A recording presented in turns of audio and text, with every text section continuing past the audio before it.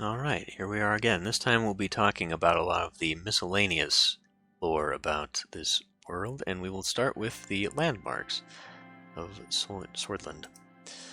The Hill of Pride. The Hill of Pride was named during the declaration of the Kingdom of Sordland, when thousands of countrymen started proudly singing the new anthem of Sordland. It is located at the center of Holsword, in between the most important government structures like the Maroon Palace, the Supreme Court, the Grand National Assembly, and the Ministry of the Interior. The Hill of Pride is inside the large Capital Park, which gives the Holswordians a chance to relax from the city stress with free time activities in nature. The hill has great symbolic importance because of the declaration of the Kingdom and the Republic, which took place on top of it during the last century. The Basilisk of Ball. The Basilisk of Ball is an ancient historical monument in Lockhaven. Visited by thousands of tourists every day, the archaeologists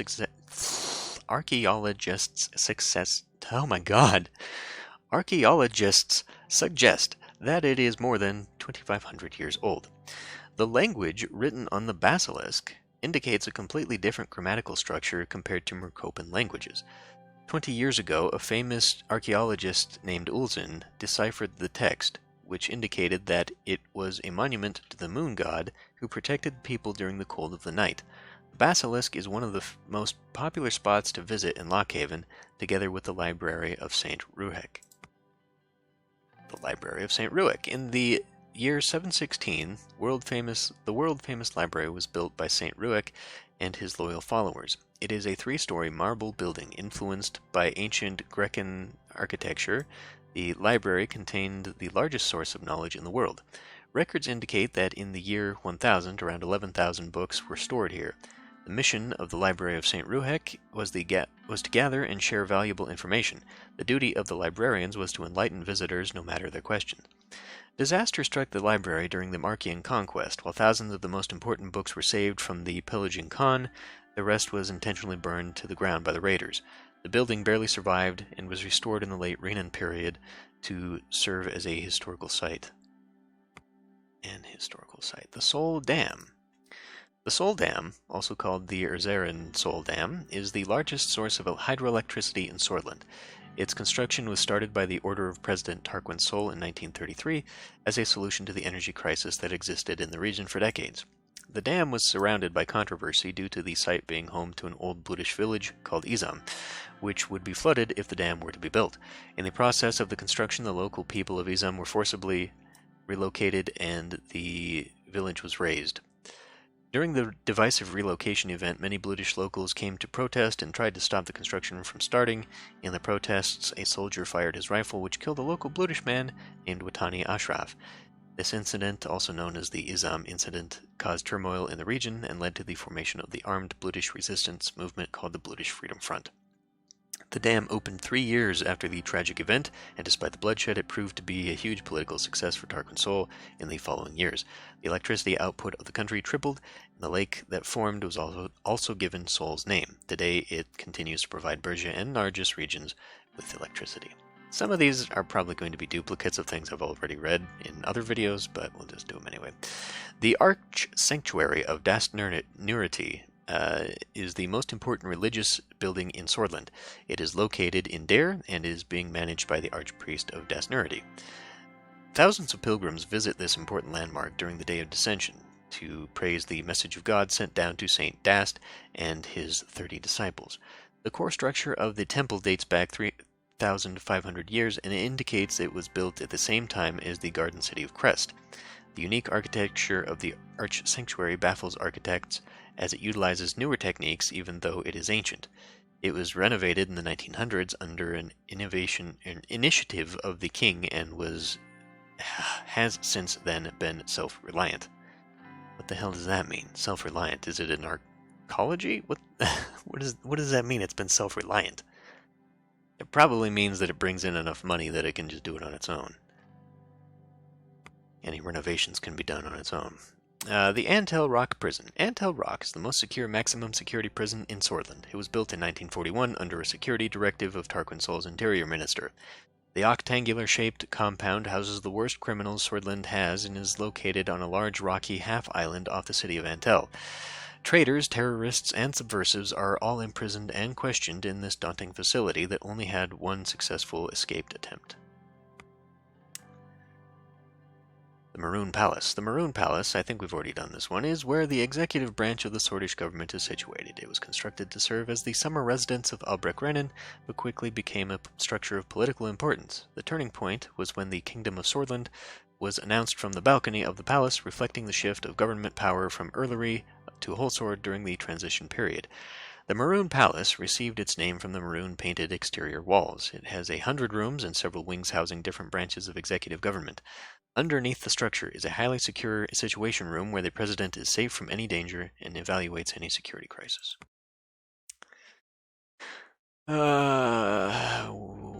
Camp Strongarm. It is the largest military base in Sordland, situated at the heart of Holsord. Camp Strongarm houses 3 divisions of troops totaling up to 50,000 soldiers and a military air base housing 100 warplanes. It was created by Colonel Sol after his coup succeeded to exert power in the capital for the longer term. Currently, it protects the government of Sordland, but is too far away from any real danger a neighboring country could impose. Except, maybe our southern neighbor here, that's pretty close. Along a highway, no less.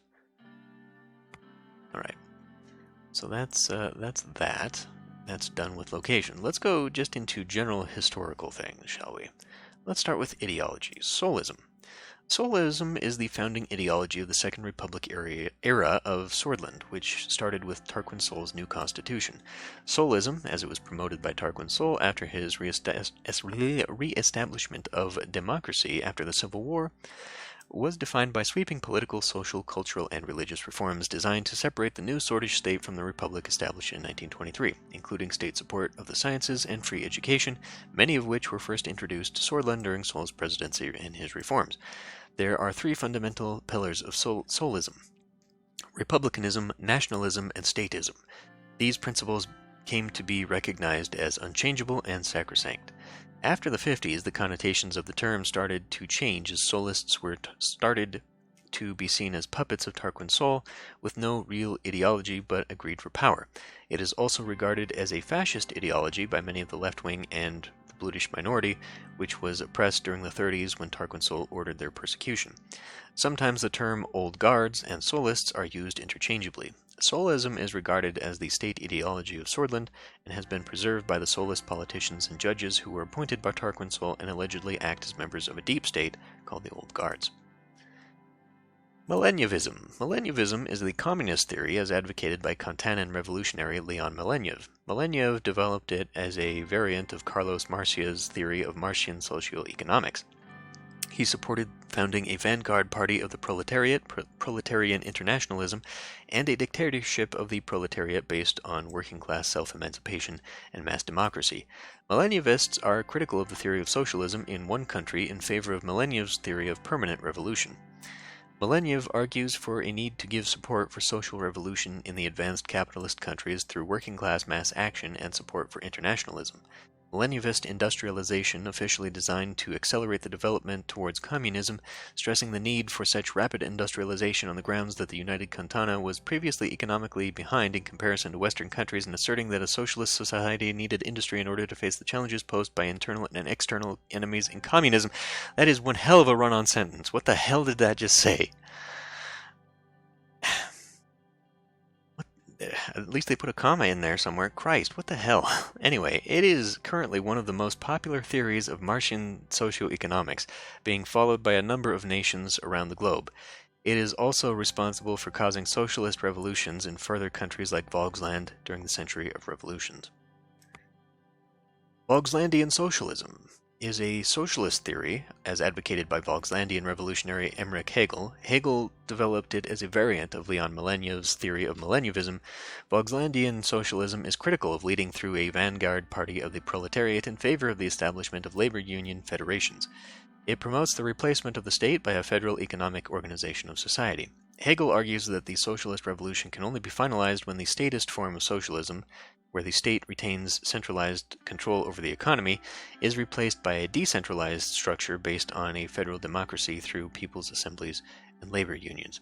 This is reflective of Leninism and the rival that this represents. In one of Lenin's books, he actually goes on a diatribe about how this is just not going to work and it doesn't go far enough. Interesting. Arcasian capitalism. Arcasian capitalism is the ideology that emerged in the 20th century and defines Arcasia's economic and political model even to this day. It refers to market-oriented reform policies of the Arcasian governments in the early 20s, such as massive privatization plans, the elimination of price controls, and overall deregulation of capital markets. Arcasian capitalists promote what they call pure capitalism, also known as economic anarchy, an economic system that operates entirely on the profit motive and is absent of any form of economic interventionism. As a school of thought, Arcasian capitalism sees the individual as the most important unit in society and that the individual has a right to freedom. It believes that the most natural way of societal and economic order is a self-regulating system, also known as anarchy. Okay. Miscellaneous. The Ka-74. The Ka-74, officially known as the Calsington Automatica, is a gas-operated assault rifle developed in the Kingdom of Rumburg by Michael Calsington. It is considered to be the first automatic rifle of the world. 74 refers to the year its initial design was made. Design work on the Ka-74 began in 1874. In 1880, the Ka-74's first version was presented for official military trials, and in 1888, the first stock version was introduced into active service with several selected units of Rumburgian armed forces. Although the rifle was not officially adopted by the Rumburgian army, it was tested extensively by the army during the lead-up to the annexation of Dome. The early Ka-74 went through many iterations over the decades, and many of its variants were tested without being adopted by any military. Despite going through so many changes, its initial name was not changed and survives to this day. The latest model of the Ka-74 was developed in 1940, which remains as the signature weapon of the Rumburgian armed forces to this day. In recent years, it became the most popular and widely used rifle in eastern and northern Maricopa because of its reliability under harsh conditions and low production costs compared to other Western weapons. Nurity. Nurity is a monotheistic religion teaching that the only creator is the divine God and that Saint Dast is the divine messenger. It is the biggest religion in Maricopa and the third largest in the world. Nurists believe that the divine God revealed divine intent through Saint Dast on Descension Day.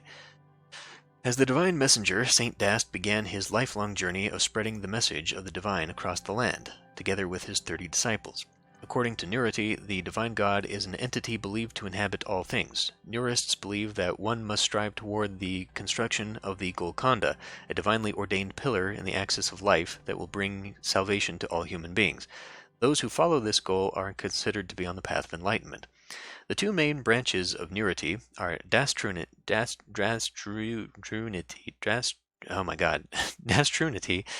and Ruhicism. Dastrunists believe in the direct and literal following of the teachings of Saint Dast. Ruhicists follow a more interpretive approach advocated by Saint Ruhek, who they believe was divinely appointed as successor of Saint Dast. Dastrunity is the one of the two main branches of Nurity. It advocates a return to the traditions of the Path of Enlightenment and the strict following of the teachings of Saint Dast, which they believe is the unadulterated pure form of Nurity. Practically, Dastrunists ought to directly rely on the Saint Dast's teachings and the 11 pillars of Nurity, while ignoring the rest of Nurist teachings. A key theme of Dastrunist thought is the importance of avoiding impurity while ensuring purity. Dastrunists perform rites of purification with the aid of priests in Dastrunist sanctuaries. One of the holiest sites to Dastrunists is the Arch Sanctuary of Descension in Dare. And Ruhicism. Ruhicism is one of the two main branches of Nurity. It advocates Nurists to not only study the teachings of Saint Dast, but also all disciples, in particular Saint Ruhek, who they believe was divinely appointed as successor to Saint Dast. Ruhicists believe that without curiosity and skepticism, the construction of Golconda can never be achieved. According to Ruhicist teaching, the expression of gratitude and bringing joy to others without any thought of compensation are the main methods of purifying one's mind. Instead of priests, Ruhicist sanctuaries often have a Worcestershire sauce, a wise person, and a teacher. Okay, what else is left? Let's talk about the corporations and organizations of Sordland. Corporations, the Sordish State Corporation. Founded in 1891, the Swedish State Corporation, the SSC, is the main government corporation that is tasked with running public construction contracts in Sordland. It is also a part of the Big Four, the four largest companies in Sordland. Most usually also called the SSC, it is the most honorable company in the country with a long and solid track record of accomplishing critical projects. Okay. In the recent years, the efficiency of the corporation seems to have dropped due to the recession and the somehow corrupt management structure. It is still considered the safest bet for big projects in the minds of many government officials. Okay, this is probably relevant to current things going on in the main Let's Play. Gasum. Incorporated in 1925, Gasum is one of the largest corporations in Sordland and extracts natural gas. Initially, several investors from United Cantona had started the company as a joint venture with Swedish businessmen, but the political instability made them pull out. This left the board entirely to Swedish citizens. The primary area of operation of the corporation is around the Narbel area, where a large amount of untapped natural gas resources still lie. The investment of excavation turned Narbel from a town to a city, allowing employment of all sorts for the local populace. The Swedish Grid Corporation, founded in 1899, is tasked with constructing and maintaining the energy infrastructure in the country. It is in charge of every government-owned energy source and distribution. It also specializes in their construction. In this field, it is more experienced and efficient than other corporations. The fact that it is a government corporation does cause a lack of competitiveness and oversight, but overall they have a good track record from building power stations to dams to power lines to desolate areas. The Taurus Holding. Founded in 1946 by Gerald Feys, Taurus Holding is a new and entrepreneurial private company that uses cutting-edge construction technology from Arcasia to reduce construction costs and prices. They recently began taking bigger and riskier contracts in several industries, including the construction industry. Taurus also deals with shipyard building, bridge works, and training aircraft hangars. The company is known for its great employee perks and high union membership. It is considered much more open and competitive compared to the usual Swedish corporations. They are known for their port expansion project in Benvi, which was completed with half the budget. Okay, well that's an interesting... I think Taurus is also the one that is owned by our political rival in the PFJP, if I'm not thinking. Yeah, because Underhall is the one that's owned by the oligarchs. Okay, the Nedum Mining Group. One of the largest state-owned mining corporations in East Merkopa is the Nedum Mining Group. Nedum is a part of the Big Four, the four largest companies in Sordland, and it primarily operates in the Loren and Berge regions, but also has limited operations in Wayland, Lesbia, and Agnolia. The corporation was formed in 1879 and started as a small family gold mining enterprise, but quickly rose to a large operation due to the resource needs of industrialization. It was nationalized in 1933 by Tarquin Sol. Its largest extracted resources are coal, gold, and diamonds, which generate high profit margins for the Swedish state. Berge Steel. Berge Steel was founded in 1889, and it is a part of the Big Four, the four largest companies in Sordland. It is the primary steel manufacturer of Sordland and operates mainly in the Berge region. It also works in steel construction projects and is highly successful due to the experienced architects and engineers they possess. Berge Steel has been contracted by Wayland for several works close to the Swedish border, and this has led many to increase investments and trust due to its potential to rival state corporations, which mainly dominate the public sector contracts. Walter Tusk owns a major stake in the corporation. Walter Tusk being, this guy. Mr. tried to bribe me. Swedish Petroleum. Founded by the Rayne family in 1849 as a state asset, the Swedish Petroleum is the main extractor of oil in Sordland. It is focused in and around Estord, where one of the three largest oil fields in the Merkopa continent lie. The corporation ran into many issues due to the transitional governments and infighting between Swedish regimes, but has survived many political takeovers due to its strategic importance of fueling the critical transportation and manufacturing requirements of the state.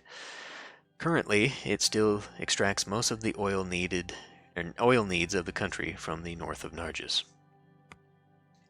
Underhall Construction. The real estate giant is owned by the mayor of Conriat, Chris Schar. Most people in Sordland know the name Underhall Construction by the many iconic buildings they have constructed in nearly all major cities. Recently, the company sold half of the shares to Walter Tusk, spokesperson for the Lothar Group. While this breached certain competition clauses, it was largely ignored. Underhall is a gigantic real estate company that is very influential in construction projects of the private sector. Some of their recent works in the Whole Sword Central some of their recent work is the Whole Sword Central Station. That's an odd way to phrase something that sounds like it's going to be plural and then is about single. Which they have completed on time, but violated workers' rights in the process. I don't know that we like these guys. And the HOS. The Heart of Sordland Conglomerate is a multi-industry corporation worth tens of billions of SR and is a part of the Big Four. I swear at this point I have read the Big Four like 8 different times. The 4 largest companies in Sordland. They are involved in nearly all industries, but only have a monopoly in the media industry through the ownership of Sordland Today and the Sordish Broadcasting Corporation. It was founded by Konrad Koronti, the first modern Sordish entrepreneur. Sordish citizens employed by HOS enjoy many benefits, such as huge salary bonuses, free private healthcare, and free housing. In the last decade, a leadership question has engulfed the organization, which slowed down its revenue, but it still remains a behemoth that can influence the economy as well as the perception of the society on certain issues. After the sudden death of Konrad Koronti in 1954, his son Marcel Koronti was elected to be chief executive officer by the majority in the board. All right, let's go to. I guess we could do this as well. Political organizations. Yeah, okay, anyway. The Lothar Group. The Lothar Group was founded by Noel Tusk, who used to be the economic advisor to the King of Sordland. Currently, the spokesman of the organization is Walter Tusk, grandson of Noel Tusk. Officially, Lothar has no clear structure or leadership, but the spokesman is considered to be the de facto leader of the entity. The group convenes every 3 months at Hotel Berg in the village of Lothar. The meetings are secret, but many analysts suggest that topics like the economy, security, and international politics are discussed. Most of its members are unknown except for the speaker Walter Tusk, who acts as an official spokesperson. Conspiracy theorists think that the future of Mercopa is decided at these conferences. The Economists. The Economists is a newspaper primarily focused on the financial developments around the world with political analysis related to those subjects. Founded in 1888, it is the primary newspaper read by those interested in the business world. The newspaper has been criticized for being a proponent of capitalism in Sordland, but in response has declared that each piece written is by a different editor and have shown data proving that they have differing opinions.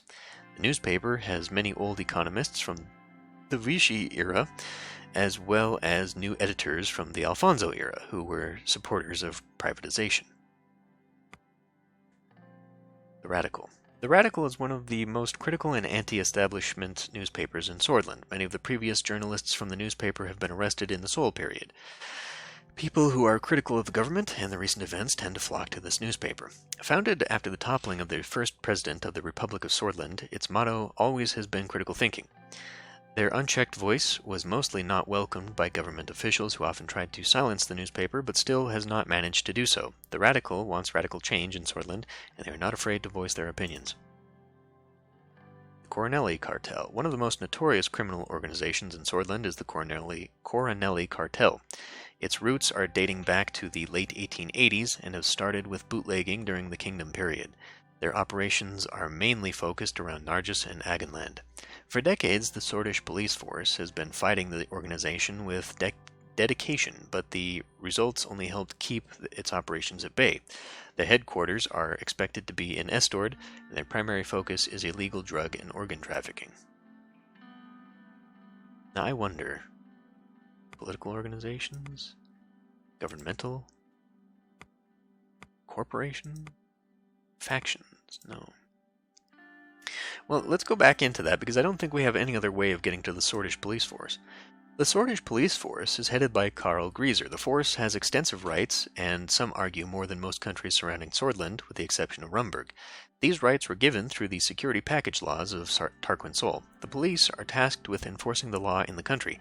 They establish security, civil order, and peace. As one of the very old institutions in the country, dating back to the Rhenan aristocracy, a large section of society still heavily respects the force.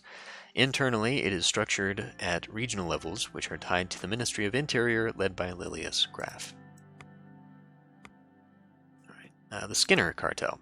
The infamous Skinner Cartel has received its name from their old methods of skinning their enemies alive. They are mostly operating in the Bergia and Nargis regions and have indulged in black market arms trade since the 1910s. The Skinners haven't been getting along well with the Coronelli Cartel due to a conflict of interest in their criminal networks. However, when it comes to avoiding the police, both cooperate whenever they can to survive the day. FC Anrika. FC Anrika is a Sordish professional football club based in Anrika that plays in the Sordish Superliga, the top tier in Sordish football. Founded as Archean Sport in 1905, the club changed various names before settling on being called after its home city in 1923 as FC Anrika. Since 1940, FC Anrika's home ground has been the Maroon Stadium, nicknamed the Hall of Martyrs, one of the largest stadiums in Sordland and in all eastern Marcopa. FC Anrika is known as a people's club with a huge national support, particularly from the greater Holsord region. The club has a long-standing rivalry with FC Gelsord. Its anthem is eye to eye, tooth to tooth. Interesting. If FC Anrika has been playing in the Sordish Superliga since the league's inception in 1944. Since then, the club has won 3 Superliga titles. Internationally, it earned its fame as the runner-ups to the 1950 Marcopan Cup. And FC Gelsord. FC Gelsord is a Sordish professional football club based in Gelsord that plays in the Sordish Superliga, the top tier in Sordish football. Founded in 1904, FC Gelsord has been the most successful club in Sordland. FC Gelsord plays at the Artur Vichy Arena, which opened as the Sol Arena in 1935 and was renamed in 1949. FC Gelsord has a huge national support, particularly from the Gelsland and Nargis regions. The club has a long-standing rivalry with FC Anrika. Its anthem is FC Gelsord is the only way forward, which is derived from the city of Gelsord's official motto, science is the only way forward. FC Gelsord has been playing in the Sordish Superliga since the league's inception in 1944, winning 7 Superliga titles. Alright, so let's actually talk about our international organizations, since I think most of this has been dealt with. Gone through that. We've talked about, actually there's a lot of, okay, there's the Sordish Force. Okay, well that's yet another video, unless I want to do a big long one, but I don't think we do. Well, maybe I do, because these are kind of related. If we do like the political organizations, the international organizations, governmental bodies, and then I think that would end it. We've already done these ones. So we've done that. Yeah, so have we done each of the parties? I don't know. So I think what I'll do is one large political video, and then we've got the timeline and important events, and then that should be everything. Could go through some of the people and the, let's do that. Let's talk about my family. Let's talk about,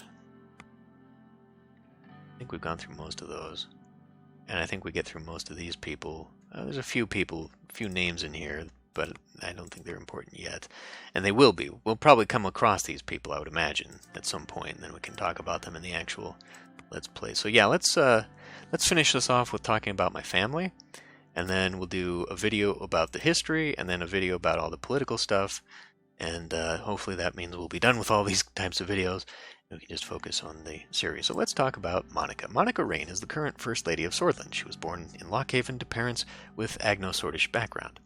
She has a degree in sociology and has worked as a social worker and later as the partnerships manager in Magnus Cartus and campaign assistant of the Sordish League of Women before her marriage to Anton Rayne. Diana Rayne is daughter of Anton and Monica Rayne. She is attending elementary school in Holsord. In a brief interview, Monica Rayne said that she was named after her grandmother, who came in 1860 in the 1860s to Sordland from Magnolia with hopes to start a new life. And Frank. Frank is the son of Anton and Monica. He is currently studying at the Holsort Markian High School. Okay, simple enough. Alright, so yeah, 1 video, 2 video, and that'll be it. So, I will see you next time.